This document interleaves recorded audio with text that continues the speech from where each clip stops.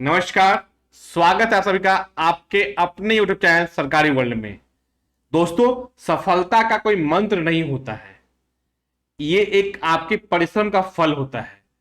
तो वो 1024 अभ्यर्थी जिन्होंने इस परिश्रम के फल को पाया है, Bihar civil court reader cum deposition writer के एग्जाम में, उनको एक बार फिर से मेरी ओर से बहुत बहुत शुभकामनाएं। जैसा कि मेरे चैनल का नाम है सरकारी वर्ल्ड, तो उनके जीवन के इस सरकारी वर्ल्ड में उनके प्रवेश को मैं वेलकम करता हूं और आशा करता हूं कि सरकारी वर्ल्ड में जो उनका नया सफर शुरू होने वाला है वो बहुत ही सुहावना, सुनहरा और उनके इच्छाओं के अनुरूप हो। दोस्तों, बेसिकली आज मैं वीडियो बना रहा हूं उन विशेषकर 1024 अभ्यर्थियों के लिए जिन्होंने एग्जाम को क्लियर कर लिया है।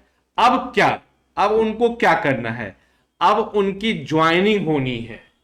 जैसा कि आपने देखा है उस नोटिफिकेशन में सॉरी कि सबको, जो भी 1024 अभ्यर्थी जिनको सफल घोषित किया गया है court reader cum deposition writer के एग्जाम में, उनकी डिस्ट्रिक्ट में पोस्टिंग भी फाइनल कर दी गई है, पब्लिश कर दी गई है।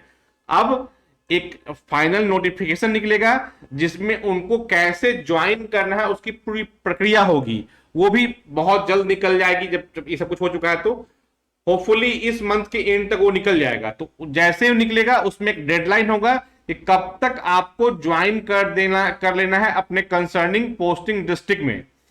तो उसके लिए अभी से क्या क्या कर ले, कौन सी सावधानियां बरते, कौन से प्रोसेस है जिनको फॉलो कर ले ताकि उनको कठिनाई ना हो पाए किसी तरह का, तो उस पे हम आज चर्चा करने जा रहे हैं। सबसे इंपॉर्टेंट इसमें क्या है कि वेट करना अपने जो नियुक्ति पत्र, अपॉइंटमेंट लेटर जो निकलने वाला है उसका।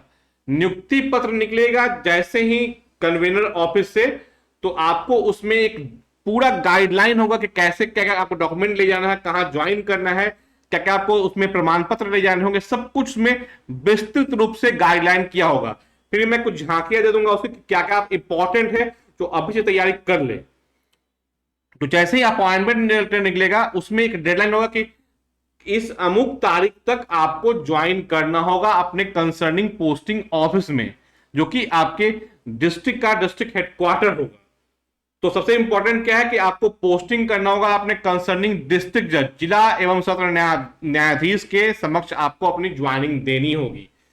तो ये इंपॉर्टेंट चीज है कि नियुक्ति पत्र, अपॉइंटमेंट लेटर का वेट करेंगे आप। उसमें जैसे ही आएगा तो आपको एक बहुत इंपॉर्टेंट डॉक्यूमेंट है जो आपको रेडी कर रखना है, वो है मेडिकल सर्टिफिकेट।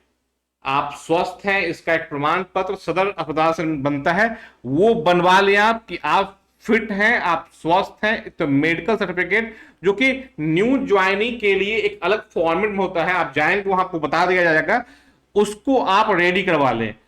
एक रेडी करवा लें। अगर उसमें अपॉइंटमेंट लेटर में होगा कि आप इस तारीख करवाए तो अलग बात है, लेकिन आप मेरे हिसाब से माने कि प्रिकॉशनरी आप एक रेडी करवा लें, विद इन ए वीक आप रेडी करवा लें ताकि आपका वो डॉक्यूमेंट रेडी रहे, आपका स्वास्थ्य प्रमाण पत्र रेडी रहे।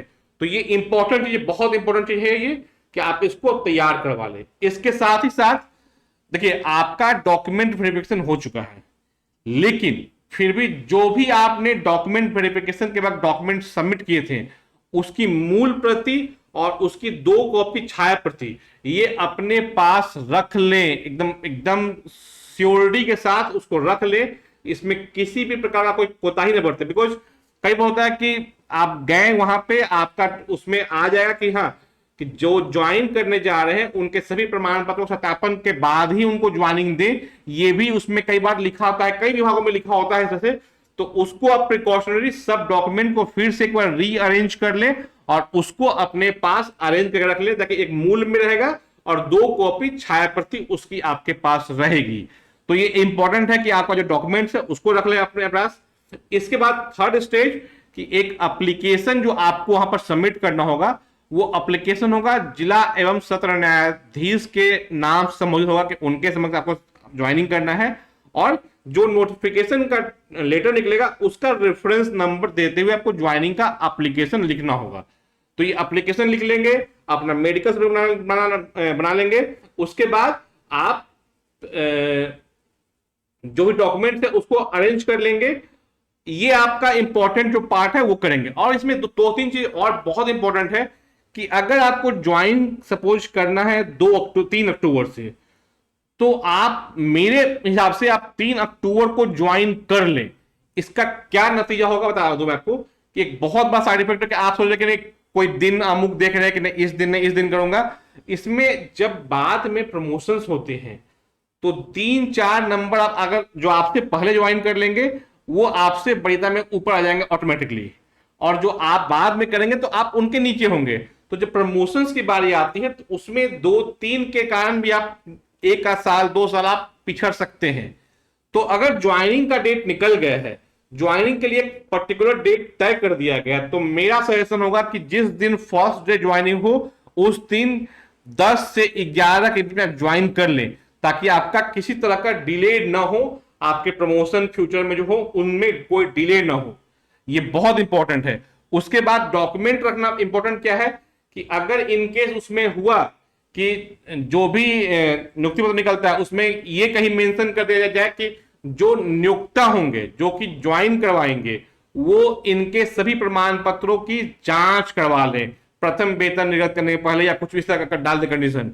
उस केस में आपके लिए बहुत इंपॉर्टेंट होगा कि डॉक्यूमेंट रहे। अगर आप वो कंडीशन हो गया तो आपके पास डॉक्यूमेंट नहीं रहता है तो आपके अपॉइंटमेंट, आपके जो मेरिट लिस्ट में नाम आया है उस पर भी खतरा हो सकता है। ये बहुत इंपॉर्टेंट है कि अगर आप डॉक्यूमेंट्स को सही तरीके से अभी ही रीअरेंज करोगे, तो आपने हाल में ही दिया है, जून में आपने दिया है, तो बहुत उसमें आपको कुछ करना नहीं, फिर से उसको रीअरेंज करके फाइल में अपने पास रख लें। तो ये इंपॉर्टेंट है कि ये सब चीज कर लें। टाइमिंग आपकी सही होनी चाहिए, सारा प्रॉपर एप्लीकेशन मेडिकल सर्टिफिकेट होना चाहिए, प्लस साथ में आपकी आईडी प्रूफ और फोटोग्राफ, 1-2 फोटोग्राफ जो आपने यूज किया हो इसमें वो रख लें, जो आपने एप्लीकेशन जमा किया होगा उसमें वो रख ले तो बेटर रहेगा आपके लिए। साथ में आपका आधार कार्ड पैन कार्ड आपके पास होना चाहिए। ये भी मांगा जा सकता है आपसे कि आधार कार्ड पैन कार्ड दीजिए अपना आईडी प्रूफ के तौर पे। तो आधार कार्ड पैन कार्ड की फोटोकॉपी और ओरिजिनल ये भी अपने साथ रखें। तो जो ये डॉक्यूमेंट्स है इसको इंपॉर्टेंट समझे इसको, और साथ में आवासीय में तो आपने जमा किया था तो आपको देना ही पड़ेगा, तो ऑब्वियस सी बात है उन डॉक्यूमेंट में आ जाएगा। बट उस डॉक्यूमेंट के अतिरिक्त जो आपका आधार कार्ड पैन कार्ड ये भी आपका इंपॉर्टेंट होगा। अगर मान लीजिए कि ये बेसिकली आधार कार्ड पैन कार्ड बेटर है, अदरवाइज पासपोर्ट भी हो सकते हैं उसमें, डीएल भी, लेकिन आधार कार्ड पैन कार्ड बेसिक है तो ये आप रख लें, और फोटोग्राफ्स। तो ये बहुत इंपॉर्टेंट है कि आप इन चीजों को तैयार कर ले अभी से, ताकि जैसे ही डेट निकलेगा आप फर्स्ट डे जाके ज्वाइन कर ले, आपका ज्वाइनिंग डिले ना हो। क्योंकि देखिए अभी आप मैंने कई लोगों से सुना कि अभी से हाँ एक और बहुत इंपॉर्टेंट चीज है कि मेरे टेलीग्राम पे भी और मेरे चैनल पे भी कई लोग मैसेज कर रहे हैं कि जिनका मेरा खगड़िया है, किन्हीं को मुजफ्फरपुर आना है, किन्हीं को भागलपुर जाना है, तो आप चेंज करने के लिए ये सब अभी गलती ना करें। जहां आपकी पोस्टिंग हुई है वहां आराम से ज्वाइन करें। फर्स्ट सैलरी आप ले ले, उसके बाद ही कहीं ट्रांसफर म्यूचुअल इन चीजों के चक्कर में पड़े। कारण क्या है तो मैं बताऊं उसको, क्या उसमें आपको दिक्कत हो जाएगा। आप सब वो ज्वाइन कर लेते हैं और 1 महीने बाद अप्लाई कर देते हैं आप कि आपको म्यूचुअल करवाना है। इन केस खुदा का रास्ता वो जो होगा जल्दी नहीं, अगर आपका एक्सेप्ट हो जाता है, आपको ट्रांसफर कर दिया जाता है, तो अगर आप विदाउट सैलरी वहां से ड्रॉ किए यहां आ गए, तो जो आप वहां 2 महीने 3 महीने काम किए होंगे उसकी सैलरी निकलने में बहुत दिक्कत होगी। बिकॉज वहां आपका प्राण PRN प्राण होता है परमानेंट अकाउंट नंबर, वो आपका जनरेट नहीं हुआ होगा, और वो जनरेट नहीं होगा तो वहां से आपका शिफ्ट नहीं होगा। बिकॉज अब सब कुछ ऑनलाइन मेथड में होता है। ऑनलाइन मेथड होने के कारण आपका सारा LPC, आपका सारा कुछ वो ऑटोमेटिकली बाई कंप्यूटराइज तरीके से आपका ट्रांसफर होगा। बट जब वहां आपका खुलेगा है तो ट्रांसफर होगा नहीं। इस केस में आपको नई पोस्टिंग में आपको फिर से जो नया आपका ऑफिस होगा वहां ज्वाइन के लिए आप देंगे, वहां आपका खुलेगा तो वहां तो उस दिन से खुलेगा, उसके पहले का पीरियड बहुत टफ होगा आपके लिए सैलरी लेना। तो मेरा सजेशन होगा और मेरा रिक्वेस्ट होगा कि जो लोग भी ये सोच रहे हैं कर रहे हैं कि मेरा यहां पोस्टिंग हुआ, मेरा चॉइस डिस्ट्रिक्ट नहीं हुआ है, करवा लो, अभी कुछ मत करवाइए। जहां पोस्टिंग हुई है वहां ज्वाइन करें, 5-6 महीना कम से कम काम करें, जब सैलरी फर्स्ट ड्रॉ कर लें, आपका प्रान नंबर खुल जाए, एक बार सैलरी आपका आ जाए, उसके बाद आप ट्राई करें ट्रांसफर के लिए, म्यूचुअल के लिए आप कर सकते हैं। बट उसके पहले के बारे में आपके लिए बहुत दिक्कत हो सकता है। तो ये बेसिक चीजों को ध्यान रखें, डॉक्यूमेंट्स रेडी रख लें, सर्टिफिकेट बनवा लें, और जो आपका पहला 1 साल होगा उसको आप सिंपल सा लर्निंग का ईयर समझे। समझ लिया कि आप प्रोबेशन में है, पूरी तरीके से समझें उसको। तो आपका 3 साल तो ऑब्वियस बात है प्रोबेशन ही होगा, लेकिन आप उसको समझें, जाने, काम सीखें। कुछ अगर आप काम सीख लेंगे तो फिर आपको कोई रोकने वाला होगा नहीं। बिकॉज यूथ की बहुत कमी सॉरी यूथ की बहुत कमी है सरकारी जॉब में। अगर आप जैसे लोग आएंगे न्यू, तो न्यू ब्लड आने के बाद एक फ्रेश काम का माहौल ही बनेगा।